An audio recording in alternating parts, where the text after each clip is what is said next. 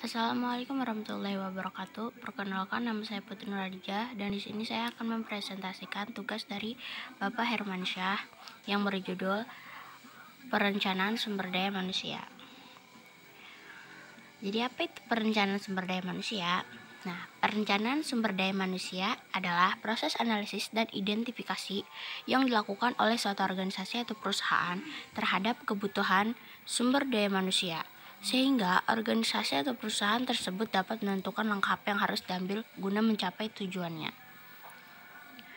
Menurut para ahli, perencanaan sumber daya manusia didefinisikan sebagai proses menentukan kebutuhan tenaga kerja dan berarti menemukan kebutuhan tersebut agar pelaksanaannya berintegrasi dan dengan rencana organisasi oleh Anwar Prabu.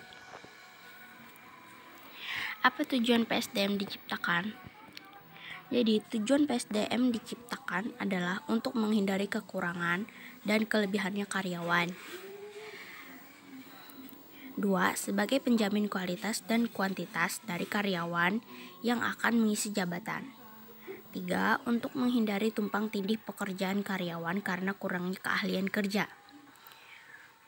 4. Menjamin penyediaan tenaga kerja antara masa kini dan masa yang akan datang karena setiap pekerja sudah diseleksi dari kualitas dan kuantitas kerjanya. Selanjutnya ada macam-macam fungsi perencanaan SDM.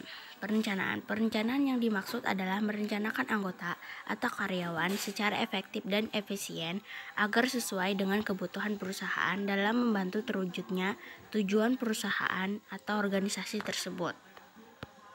Contohnya, membantu tercapainya tujuan perusahaan melalui program perusahaan tersebut.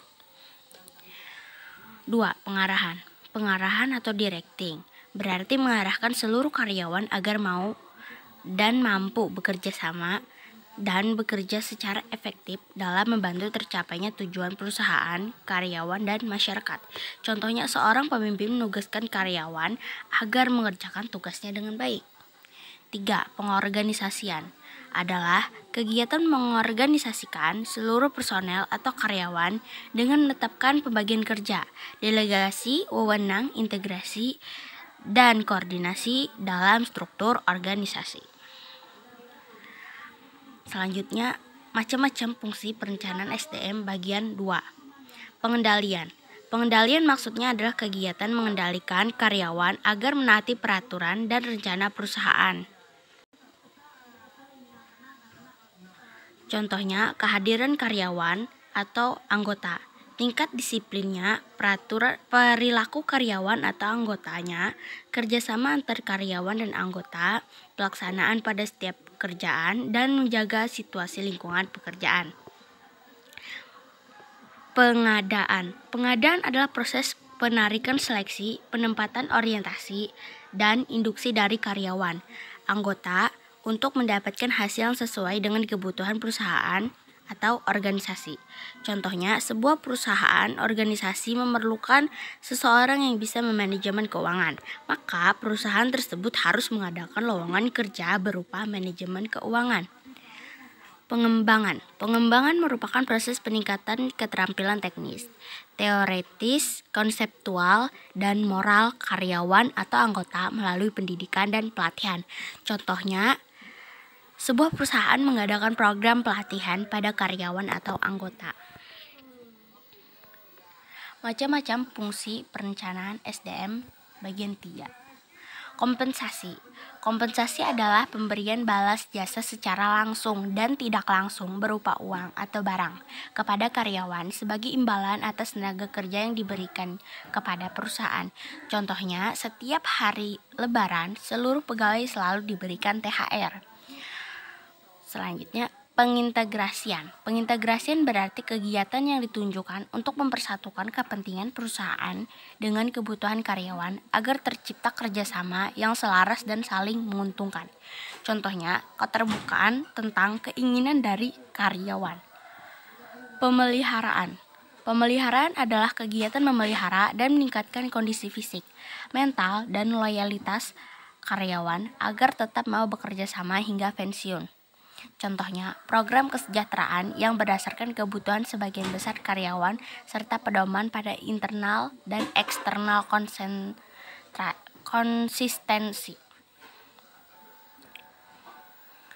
Macam-macam fungsi perencanaan SDM bagian 4. Kedisiplinan. Kedisiplinan adalah kunci terwujudnya tujuan perusahaan melalui keinginan kesabaran untuk menaati peraturan-peraturan perusahaan dan norma-norma sosial. 11. Pemberhentian. Pemberhentian adalah putusnya hubungan kerja seorang karyawan dan suatu perusahaan. Contohnya, keinginan karyawan tersebut untuk berhenti karena alasan sesuatu, atau keinginan pemberhentian karyawan dari perusahaan, misalnya PHK, dan sebagainya. Manfaat PSDM, yaitu membuat kinerja perusahaan yang efektif dan efisien karena telah dipilah dan dipilih. Kedua, menimbulkan sikap positif karyawan. Ketiga, meningkatkan kompetensi karyawan. Keempat, memperkuat posisi perusahaan di tengah persaingan. Apa tugas-tugas dari perencanaan sumber daya manusia? Jadi, tugas dari perencanaan sumber daya manusia yaitu 1. Merancang anggaran tenaga kerja. Kedua, melakukan seleksi tenaga kerja sesuai dengan yang dibutuhkan perusahaan dan memastikan calon karyawan yang direkrut berada di posisi yang tepat. 3. Menentukan dan memberikan sumber daya manusia pada perusahaan. 4. Membuat job description, job specification, dan job analysis. 5. Mengurus segala hal tentang pensiun dan pemberhentian. 6. Mengurus, mendidik, dan mengembangkan sumber daya manusia. Ini meliputi proses pendidikan sumber daya manusia. 7. Mengurus kesejahteraan karyawan. Kekurangan dan kelebihan perencanaan sumber daya manusia. Tentunya segala sesuatu dan hal itu ada kelebihan dan kekurangannya. Contohnya pada PSDM. Kekurangannya berupa tugas yang tercakup dalam perencanaan mungkin berlebihan pada kontribusi nyata. Perencanaan cenderung menunda kegiatan. Tentunya ini akan menghambat suatu kegiatan ya, karena setiap perencanaan itu membutuhkan sesuatu dengan matang. Ketiga, perencanaan mungkin terlalu membatasi organisasi untuk berinisiatif dan berinovasi. Tentu ini akan terbatas karena setiap perusahaan, apalagi perusahaan baru, biasanya mereka memikirkan anggaran. Selanjutnya, kelebihan. Perencanaan SDM berfungsi untuk memantapkan tujuan organisasi atau perusahaan. Kedua, merangsang pemikiran kritis dalam menguji asumsi bisnis. Ketiga, mendorong partisipasi tenaga profesional dalam proses prediksi. Keempat, menciptakan suasana kebersamaan. Kesimpulan dari PowerPoint tentang manajemen perencanaan sumber daya manusia ini adalah interaksi antara atasan dan bawahan sangatlah penting, karena keterbukaan dan diskusi dapat menjadi peluang besarnya kesuksesan suatu usaha atau organisasi tersebut. Terima kasih.